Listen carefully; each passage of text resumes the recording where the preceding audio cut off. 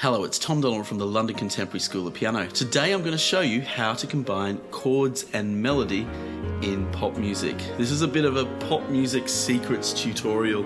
In fact, it's a workshop really, because this is a big topic. And I know this topic means so much to so many of you. You watch our content, our videos, and you're like, oh yeah, but I want to add the melody. You're just wanting to jump to the melody without integrating it with the chords, and it's a difficult step, this is, putting these two things together. So today I thought I'd create a really interactive workshop for you to just try and help you resolve this, because this is a big problem that I see so many of you facing with your practicing and with your playing of pop music on the piano. This is a difficult skill, but together we're going to work it out. We're going to crack it today. So if you're a fan of our work at the London Contemporary School of Piano, by the way, you should visit our website, contemporaryschoolofpiano.com. You should inquire about our Groove course, you should inquire about our one-to-one coaching, or ask about our free resources kit which accompanies all of these videos. And more recently, we have released the Complete Musician course, which is our flagship course. I mean, over a decade of research and development has gone into this course. It is one of the most structured resources we could possibly offer you. Rather than getting lost down YouTube rabbit holes, you can have a structured, lifelong resource that will really help you understand how to practice, play, and just get more joy out of the piano. So here we go. Today, speaking of joy, this is going to bring you lots of joy and lots of practice. So we have a real big problem here with popular music on piano, and the problem is, and you've heard me speak about it, is it just doesn't work to play the chords in the left hand and the melody in the right hand. I mean, sometimes it's okay, but generally it sounds terrible, you know?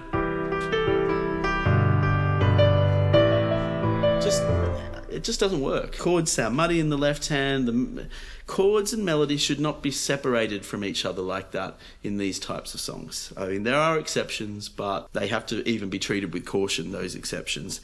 Generally, we've got to integrate the two together. And the reality is, you really have to learn how to do this integrated in the right hand. So we actually want to be playing the chords and the melody at the same time in the right hand. That's why you need to know your chords, because you're going to need to have a good grasp of your chord inversions to be able to arrange the melody in with the chords.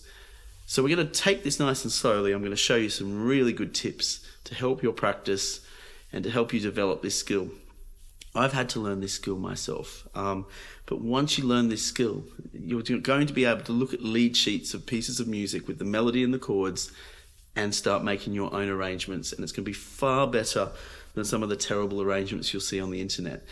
And it's a really good skill just to know how to do it. It just puts you that step further forward, because you're not reliant on sheet music, and sheet music just doesn't really work for a lot of popular music because it was never written that way. We are arranging these songs for solo piano after all. So let's get a nice song that's an example of this is Hallelujah, and it's got a lovely chord pattern. It's very diatonic. It's just C, A minor, C, A minor, F, G major, and so on. And now we've got the melody.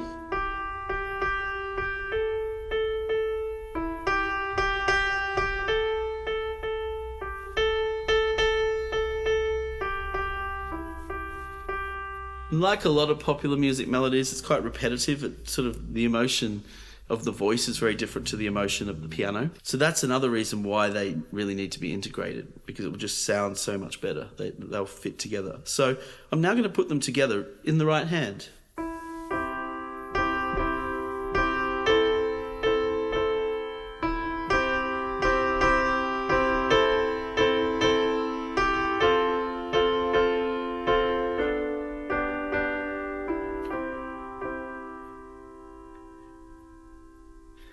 So how was I making my decisions there? I was trying to keep the melody on the top, because that's the best way to hear it. We don't want the melody hiding too much inside the chord. Sometimes that's okay, but just as a rule of thumb, I'm trying to have the melody on the top, and then I have to then decide my inversions of the chords accordingly. So I have my C major, A minor, C major, A minor, F major, And sometimes you'll have passing notes, those notes that are not in the chord, but eventually it's heading to that chord.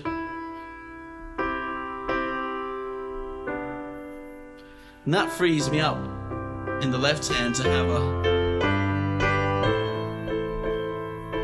a bass line or a groove. I mean, that's the great thing about this, because by not having muddy chords in the left hand can have a rhythmic function. And rhythm is so important to this, and that's why if you really need to work on your rhythm and your groove, we do have our groove mastery course. It's just a mere £20 or $25. You can head on over to our site and purchase that course, because adding rhythm to this really is an important pillar here. But today we're talking about melody. I might be playing some grooves in the left hand, but seeing if I can get that skill of playing the melody and chords integrated in the right hand, I can then bring the groove into the left hand, and the sum becomes greater than the parts. So I get this then.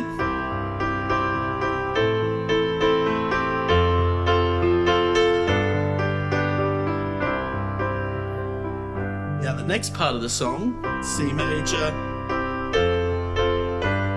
So having that melody at the top really decides these inversions.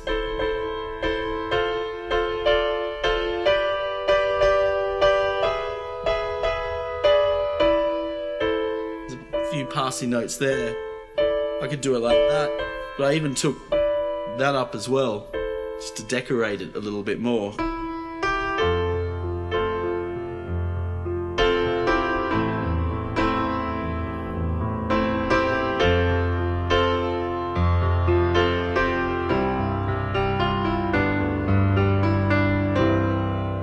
So that's a good song for this. It works quite well. It's all very safe in C major. If you want to be a bit more adventurous, what you can do is you can start doing what I call chord stacking and playing notes that aren't even in the chord, but notes that are in the scale. You'll get a sort of jazzier harmony, and that in moderation can work really well. So you get, let's try it, something like this.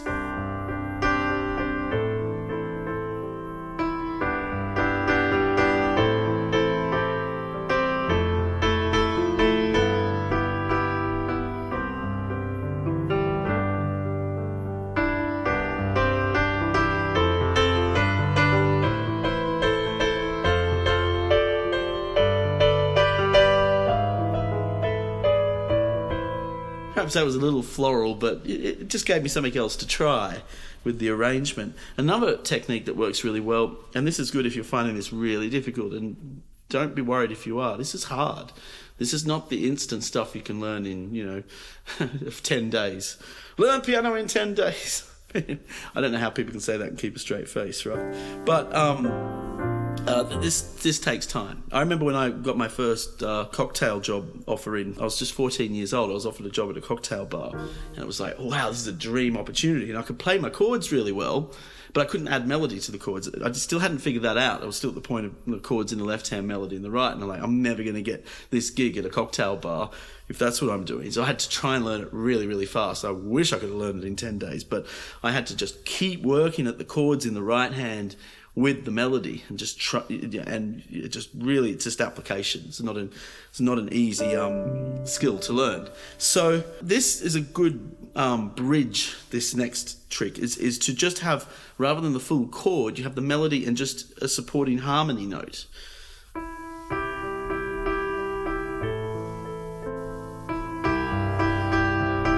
Like this sort of thing. The 2-note textures in the right hand.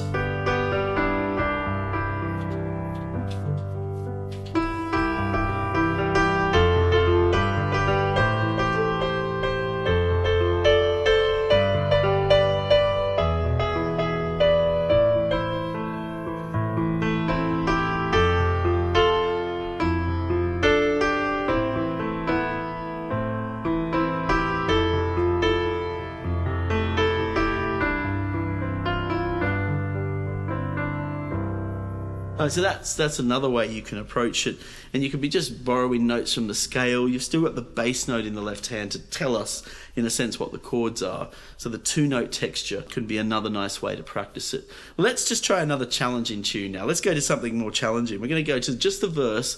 I'm not going to do the whole song. We don't have time to do the whole song. We're just going to do the verse of Bohemian Rhapsody, because this is just one of the tunes where you have to have the melody. I know I'm always saying, learn your chords, learn your chords. It's an important pillar. We can live without the melody. The melody comes later. But yeah, let's face it, for Bohemian Rhapsody, you sort of need the tune. You either sing it or play it, and the problem is no one can sing it because it's Freddie Mercury. It's too high. It's just so high. It's up there. But let's just play the melody. Let's just chord it out first, because we've got to know what the chords are. B flat,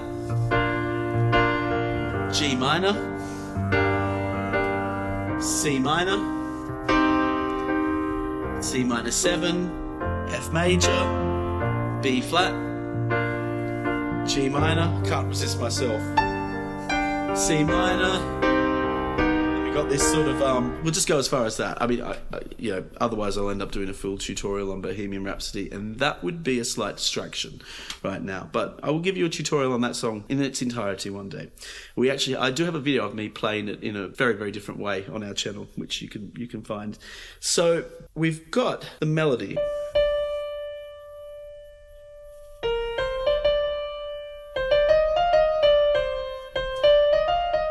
So it's in the key of B flat major, and it's all very much just first 5 notes of B flat major to start with. So we've got the chords. B flat major, G minor, C minor, C minor 7, F major,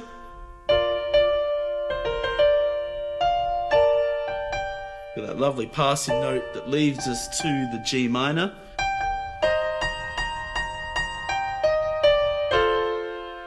And then I can bring that left hand in with arpeggios.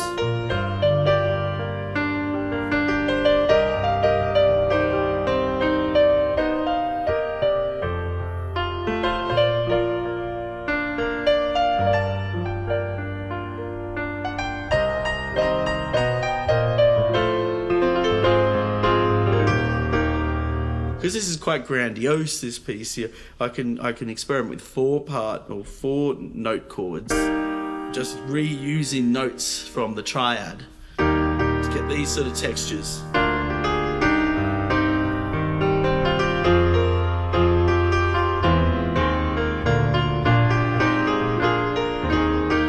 But you can hear that texture. The chords and the melody have to be sitting there together in the right hand. You can't have it like this. Doesn't work. The chords and the melody have to be played together. That's why our inversions, and you might need to practice those inversions like this. That can really help you. Yeah, so that's the Bohemian Rhapsody example. Now let's move to the next example. What's another good song for this? Let's go to Elton John, Your Song. Now again, I've got a tutorial on this already on our channel, and it's very much a chord-driven tutorial. Now, if we're going to add chords and melody together on this without singing the melody, I always thought Elton songs are often better for singing because that's how he wrote them. He doesn't play the melody on the piano. But if you want to play it in the cocktail bar setting and have the melody, this is useful to look at, to analyze the relationship of where the melody sits inside the chord. If I think of the chord just as a 5-note entity, I know it's a 3-note triad, but the passing notes between it to form the first 5 notes of a major scale, you can see how the passing notes of the chord relate to the melody and how the chords and the melody sort of can be married together.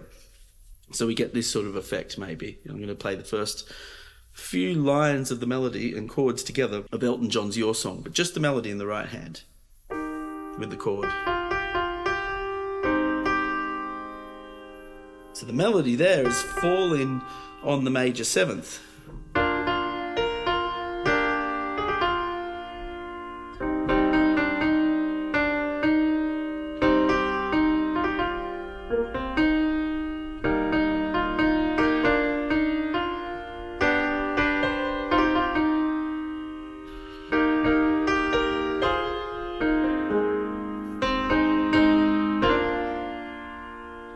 that wasn't perfect. I'm trying to get you to see my process of working it out.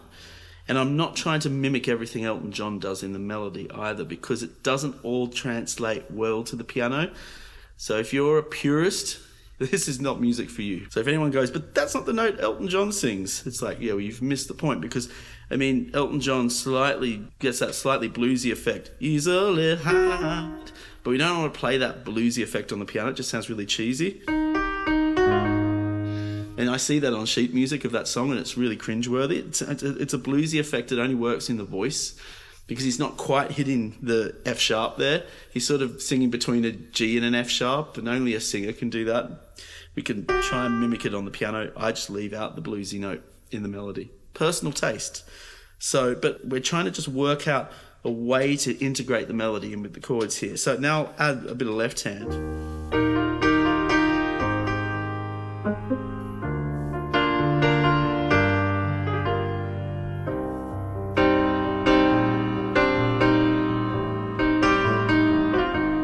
Added it there, found a way to make it work maybe.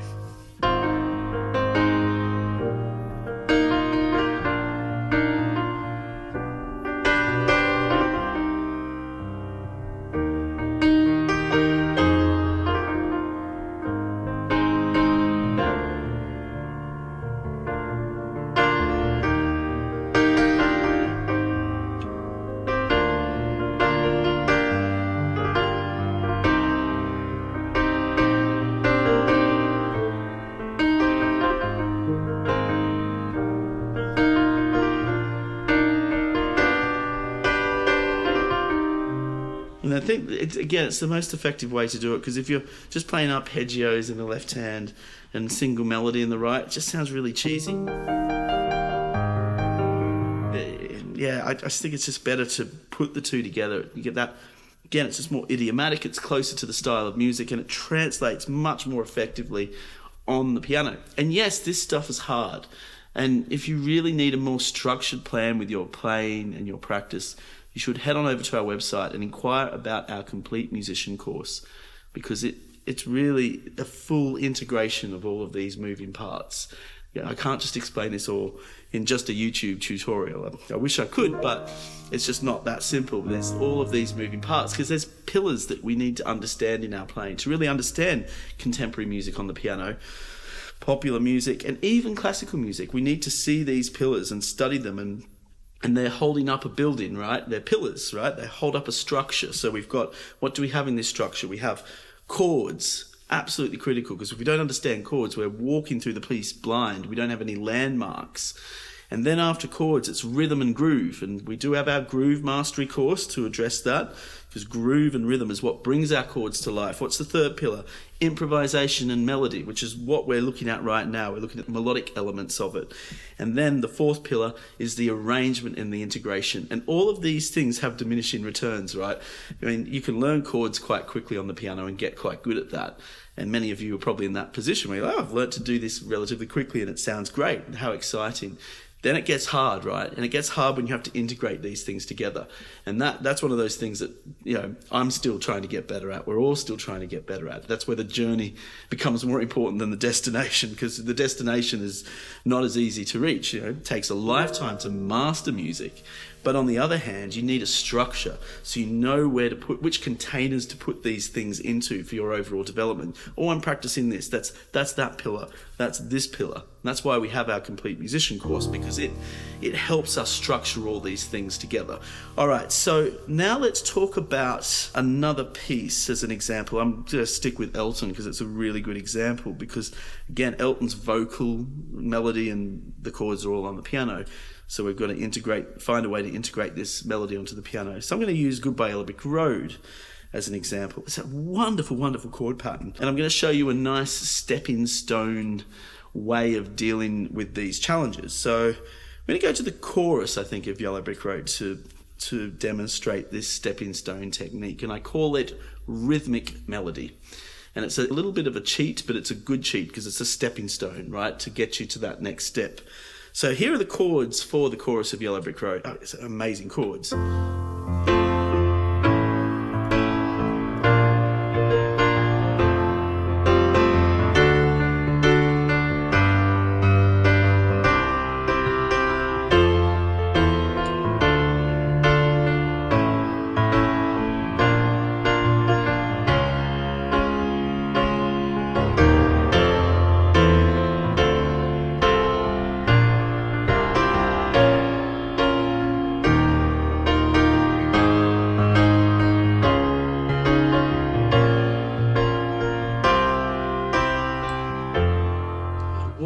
amazing chord progression. They don't write them like that anymore. There's just so many chords there. So yeah, we chord it out first, right? And can't get better than that. There's just great triads there to practice, moving and mixing different keys together. So now this stepping stone trick is where we get the rhythm. And I was starting to do it slightly because it's like me giving a nod to the melody. I mimic the rhythm of the melody with the chords. And the great thing is, when you do this, sometimes the melody accidentally shows up because the melody's inside the chords. The melody isn't some random thing. The melody has some relationship to the chords. So you sort of can accidentally find the melody. Let's hope it happens. Let's give it a try. So I'm going to go to the chorus again.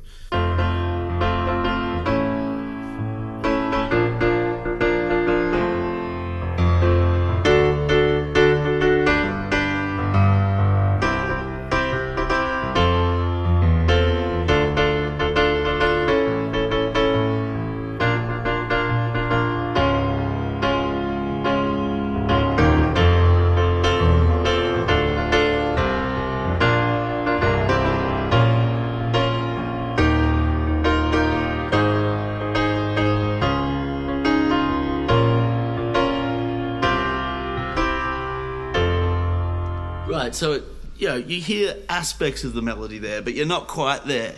Good stepping stone for a lot of you to practice, particularly those of you who are restless. You want the tune, but you still need to be working on getting those chords stable. Because chords are your pillars, right? They're your marking points. They're your landmarks. So that first pillar, chords, chords, chords, so important to this progression. So now I'm going to put the melody in with the right-hand chords. I didn't quite find that. There it is. See, I'm still using my ear here. I mean, you can use a lead sheet and, a notated melody, but I'm using my ear here, so I'm going to make mistakes, and that's good because I want you to see my process.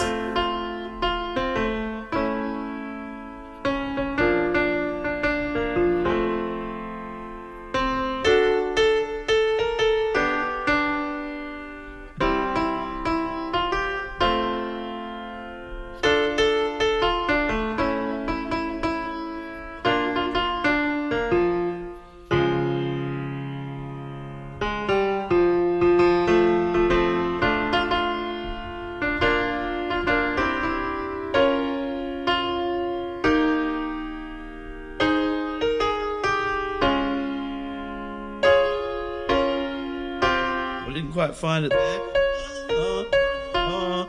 So then I have to get the melodic note at the top of the chord. It's a B flat minor chord. There we go. I got it there.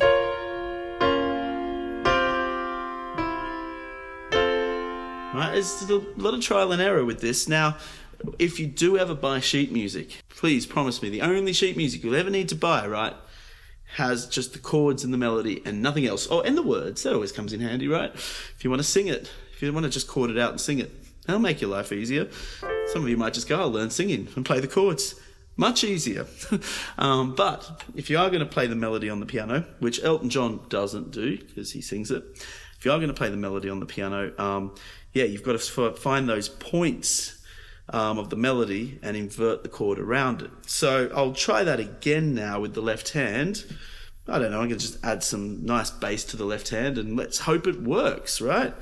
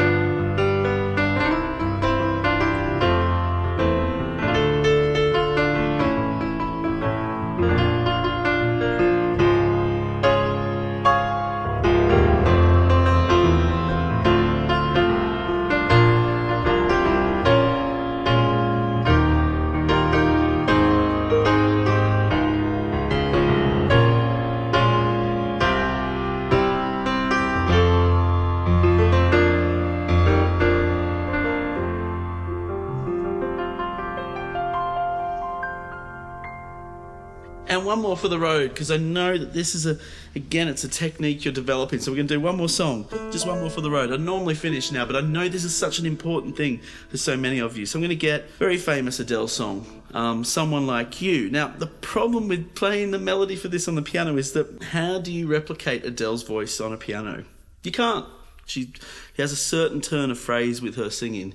Whether you're a fan or not, you can't deny that type of singing, the emotion and the intensity of it, she's singing from her body, right? The piano, when I play, I try and sing. I'm singing with my fingers and it's attached to my body and I'm trying to play with my body, but there's something so emotional about singing that just like the piano is still slightly more external in a sense. So in a way, it's a good exercise because we're trying to make the piano sing like we were Adele. Big ask, right? So we're going to get just the chorus of Someone Like You. Now, technically, it's in A major, this piece, but the melody is technically quite simple and scale-like. And that's all she's singing, right?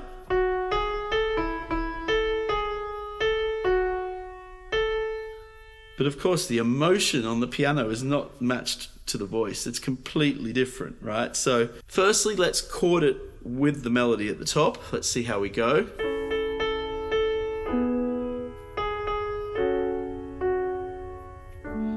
And it's the classic A, E major, F sharp minor, D major. It's a 1, 5, 6, 4 progression. So many pop songs use this progression.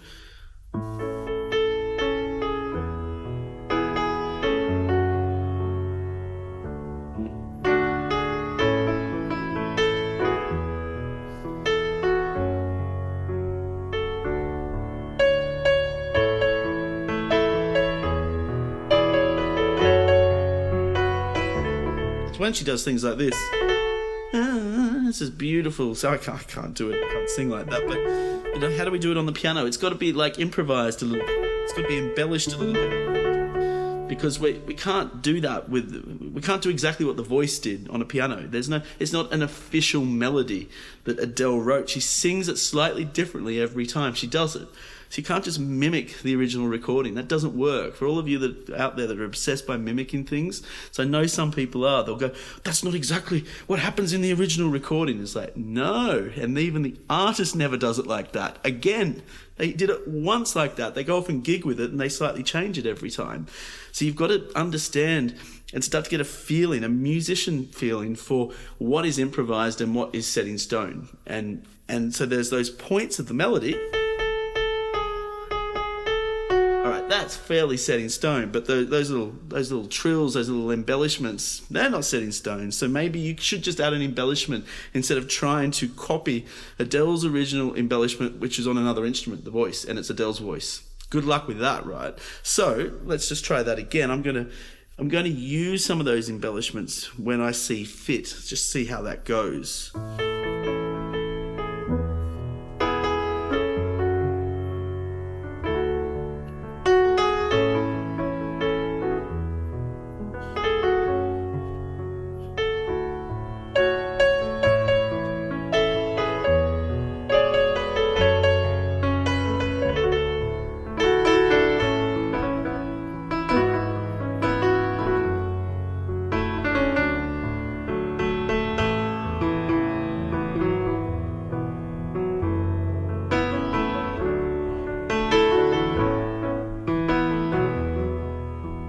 So I hope you found today useful.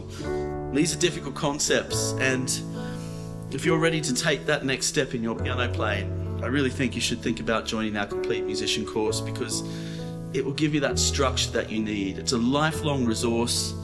It's not just over 15 hours of coaching from yours truly. It's far more than that. It's a lifelong resource where all of these parts are put into a structure, because it's that structure that so many people need to help their learning, put into those pillars. And thank you for your time today. I put a lot of time into this one because I think it's an important topic. It's a topic many of you have been asking me about, and there's no simple answer to it.